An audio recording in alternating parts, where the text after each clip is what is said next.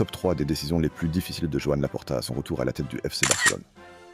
En troisième position, se séparer de Xavi comme entraîneur. Quand Laporta revient à la présidence en 2021, le Barça est en pleine crise et choisit Xavi pour reconstruire l'identité du club, football de position, confiance aux jeunes, de la Masia et retour des valeurs historiques du Barça.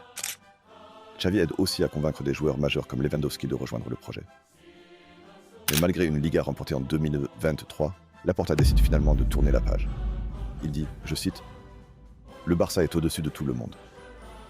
Une décision difficile car Xavi n'est pas seulement un entraîneur, c'est l'une des plus grandes légendes de l'histoire du club. Top 2. Activer les leviers économiques en 2022. Le Barça est proche de l'asphyxie financière. Laporta prend alors une décision qui va diviser tout le monde.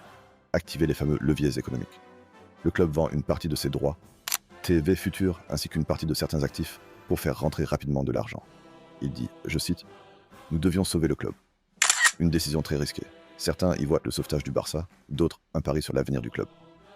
Top 1. Laisser partir Messi en 2021, quelques mois seulement après son retour à la présidence, Laporta doit annoncer l'impensable. Lionel Messi ne continuera pas au Barça.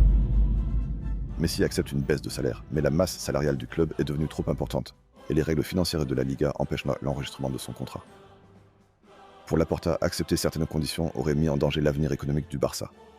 Il dit, je cite, « C'est la décision la plus triste que j'ai prise ». Le meilleur joueur de l'histoire du club quitte alors Barcelone après plus de 20 ans sous les couleurs blaugrana. Xavi, les leviers économiques ou Messi? Selon vous, quelle a été la décision la plus difficile prise par Laporta?